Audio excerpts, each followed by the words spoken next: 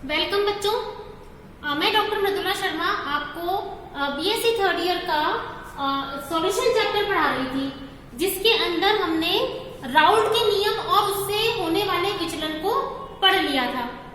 Raoult के नियम की सीमाओं के अंदर हम विभिन्न अनुसंख्यक गुणधर्मों को पढ़ सकते हैं।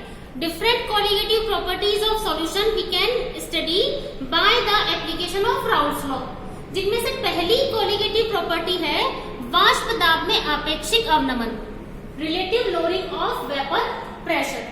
अब बच्चों, जैसा कि हमको मालूम है कि अगर हम किसी प्योर सॉल्वेंट के अंदर कुछ मात्रा में विलेय मिला देते हैं, if we are adding some amount of solute into the pure solvent, तो होता क्या है, विलायक के वाष्प दाब में कमी आ जाती है, क्योंकि सॉल्वेंट और सॉल्यूट के बीच में इंटरेक्शंस होने की वजह से जो सॉल्वेंट के कण हैं वो वेपर में नहीं जा पाते, तो वहां पे वाष्प में होने वाले अणुओं की संख्या और उसके द्वारा लगने वाला दाब कम हो जाता है। तो माना आपने जो विलायक लिया है उसका शुद्ध विलायक का वाष्प दाब है P0, मतलब जब आपने उसमें विलेय को मिक्स नहीं किया तो उसका वाष्प दाब है P0, और जब आपने उसमें सॉल्यूट मिक्स कर दिया, याद रहे कि हम सॉल्यूट किस तरह का लेंगे, जबकि विलेय खुद अवाष्पशील हो, मतलब कि नॉन वॉलेटाइल सॉल्यूट आपको उसके अंदर मिक्स करना है।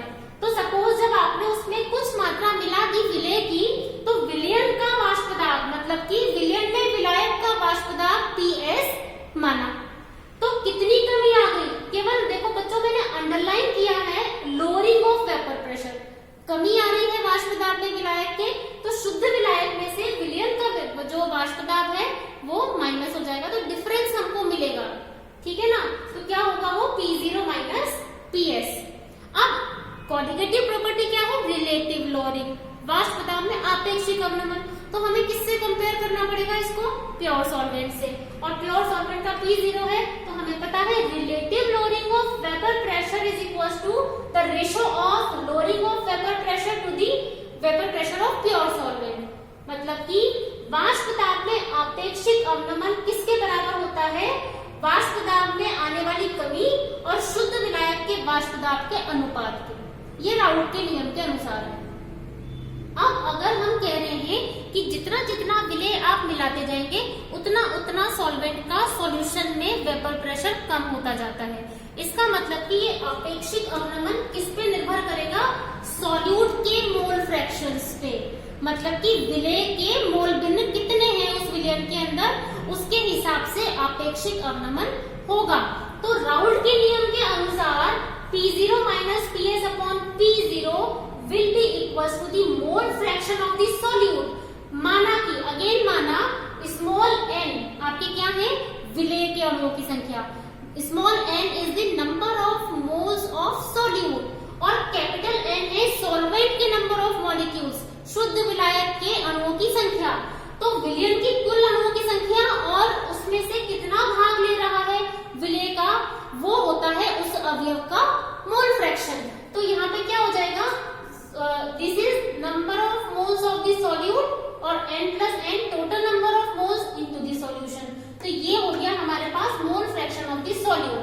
ये जो राउल्ट के लॉ का स्टेटमेंट है, इसको हमें रिलेटिव लोअरिंग को कैलकुलेट करने के लिए यूज करना है। कंडीशन क्या थी राउल्ट लॉ की, कि solution must be very much diluted, जो हमारे पास विलयन है वो बहुत तनु होना चाहिए। तो इसका मतलब कि number of solute must be very very less than total number of solvent, this is the condition. अगर ऐसा होता है तो इक्वेशन 1 में जो टोटल नंबर ऑफ मॉलिक्यूल्स वाला पार्ट है, जो डिनोमिनेटर में है, उसमें हम इसके कंपैरिजन में स्मॉल n को नेग्लिजिबल मान सकते हैं, है ना। तो इक्वेशन 1 क्या हो जाएगा, देखिए बच्चों, फ्रॉम इक्वेशन 1 अगर हम ये कंडीशन रख देते हैं तो क्या हो जाएगा, ये P0 minus PS upon P0 will be equals to n upon n, ये रह जाएगा। हमको मालूम है बच्चों, मान लीजिए ये हमारे पास 100 है, ये हमारे पास 0.1 ही है, तो हम इसको 99.999 क्या करते हैं, कैलकुलेशन के दौरान अप्रोक्सीमेटली इक्वल्स टू 100 लिख देते हैं ना। तो यहाँ पे हमने इसको क्या कर दिया कि इसके ऊपर ज्यादा इफेक्ट नहीं पड़ रहा है यहाँ, है ना, तो नीचे वाले पार्ट में हमने हर में स्मॉल n को छोड़ दिया, नेग्लिजिबल करके राउंड ऑफ इसके ऊपर ही कर दिया जो विलायक के अणु की संख्या है इस पर। अब ये भी हमें पता है बच्चों की जो जितने अणु उसके अंदर डिसॉल्व होंगे वही रिस्पॉन्सिबल होंगे उस विलायक के विलयन में वाष्प दाब को कम करने के लिए। तो हमको अगर मान लो किसी अभिक्रिया में कुल लिए गए अणु पूरे के पूरे डिसॉल्व नहीं हो रहे है ना, जितना उसकी कैपेसिटी है उतने ही वो डिसॉल्व हो रहे और हमें बनाना है तनु विलयन।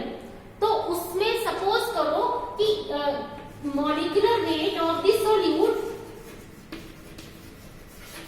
Molecular weight of the solute अगर स्मॉल m ग्राम है ना, और उसमें से डिसॉल्व्ड अमाउंट कितना है, यानी कि mass dissolved into the solution, mass dissolved कितना है, स्मॉल w ग्राम। तो n नंबर ऑफ मोल्स हम कैसे निकालते हैं बच्चों, वो नंबर ऑफ मोल्स जो कि रिएक्शन में पार्टिसिपेट करते हैं हम कैसे निकालते हैं, amount dissolved upon molecular weight. तो मॉलिक्यूलर वेट तो बच्चों फिक्स है ना। एग्जांपल ले लो, जैसे मान लीजिए आपने किसी रिएक्शन में ऑक्सीजन गैस पास करी, अब अगर आपने उसका 1 मोल लिया है तो ऑक्सीजन गैस के 1 मोल का जो मॉलिक्यूलर वेट है वो कितना है, 32 ग्राम, 16 इंटू 2। अब हो सकता है कि 32 के 32 ग्राम अभिक्रिया में भाग नहीं ले रहे, उसमें से 16 ग्राम ही पार्टिसिपेट कर रहे हैं, तो 16 अपॉन 32 हमें करना पड़ेगा, मतलब कि उसका सिर्फ हाफ मोल यूज हुआ। तो हम नंबर ऑफ मोल्स भी निकालना जरूरी है, कि जरूरी नहीं है कि आपने जितने मोल्स मिलाए हैं वो सारे के सारे डिसॉल्व होकर के वेपर प्रेशर कम कर रहे हो सॉल्वेंट का। तो हम क्या करेंगे, n की वैल्यू निकालने के लिए क्या हो जाएगा, इक्वल्स टू, यहाँ लिख दो बच्चों, that is w upon m। ये भी कर सकते हैं, हम n की वैल्यू को लिख सकते हैं w अपॉन m। और इसी प्रकार से अगर हम विलायक के नंबर ऑफ मोल्स लिखना चाहते हैं तो हमने माना कि जैसे ये स्मॉल w विलेय का अणुभार है ना, तो कैपिटल W हमारे पास क्या है, विलायक का अणुभार जो कि डिसॉल्व हो गया, अपॉन वो अणुभार जो कि फिक्स होता है ना, अणुभार जो अपना फिक्स है, ये है हमारा वो भार जो कि डिसॉल्व हो गया। ठीक है, हम इसको लिख सकते हैं। तो अगर हम विलेय और विलायक को उसके ग्रामों के रूप में लिखना चाहें तो समीकरण 2 में हम ये मान रख सकते हैं। तो क्या रह जाएगा, देखो बच्चों, समीकरण 2 P0 minus PS upon P0 equals to W upon M upon capital W upon capital M।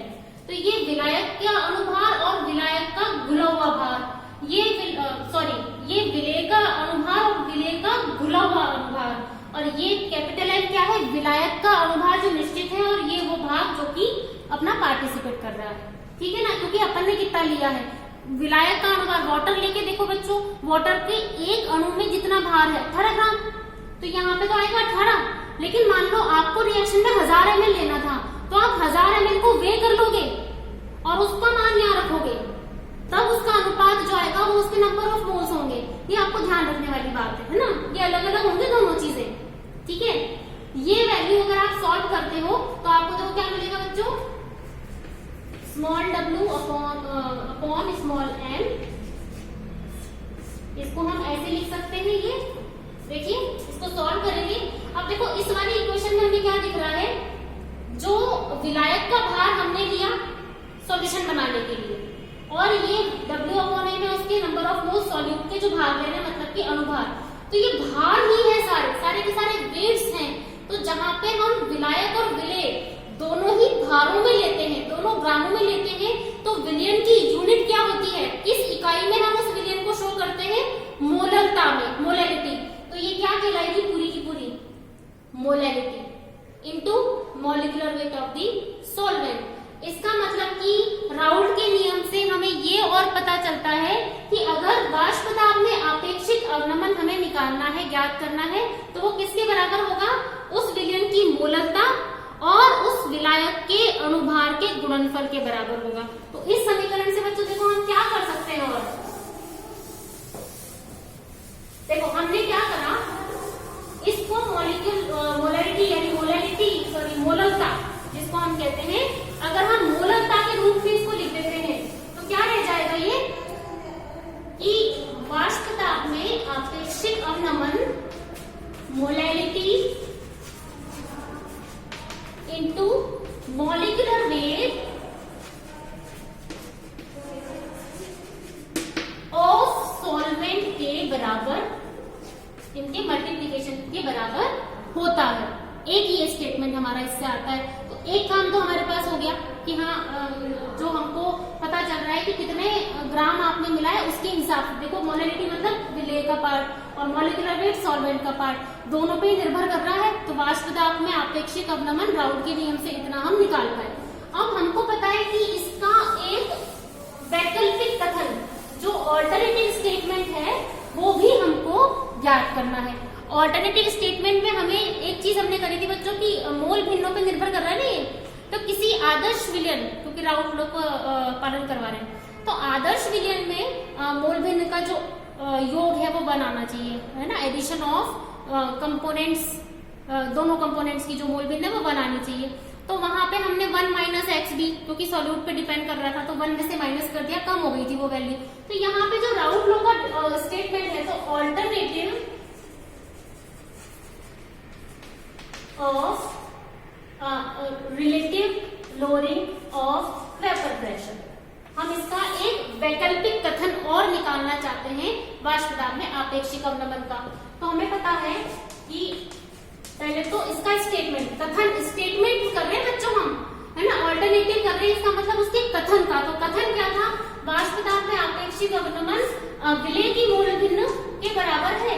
तो हम इसी स्टेटमेंट को लेकर के चलेंगे, और क्योंकि डिपेंड कर रही है विलेय की मोल भिन्न पे, तो अगर दोनों साइड इस समीकरण को आप 1 में से माइनस कर देंगे तो आपको कोई अंतर भी नहीं पड़ेगा और आपको ये पता चल जाएगा कि मान कम हो रहे हैं, इतने कम हो जाएंगे। इसको आप सॉल्व कर सकते हो बच्चों। देखो P0 आपने ले लिया इधर,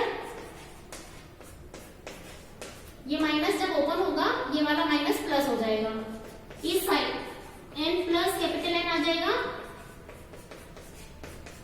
इसको आप सॉल्व कर लीजिए तो आपको क्या मिलेगा, देखो बच्चों इधर क्या रह गया, सॉल्यूशन का vapour pressure upon pure solvent का vapour pressure equals to capital N upon total number of moles of. देखो ये एक ऑल्टरनेटिव स्टेटमेंट है, यहाँ पर वाष्प दाब में आपेक्षिक अवनमन नहीं है, विलयन का वाष्प दाब और विलायक के वाष्प दाब का अनुपात है, जो कि विलायक की मोल भिन्न पर निर्भर कर रहा है। अगर हम इसको इस फॉर्म में लिख दें तो भी हमारे पास अंतर नहीं पड़ेगा समीकरण में, है ना। तो ये जो एक समीकरण हमको मिल रही है, इसलिए ये तो है सॉल्यूशन का वाष्प दाब, ये क्या है, vapour pressure of pure solvent, है ना, इनटू ये क्या है, मोल फ्रैक्शन ऑफ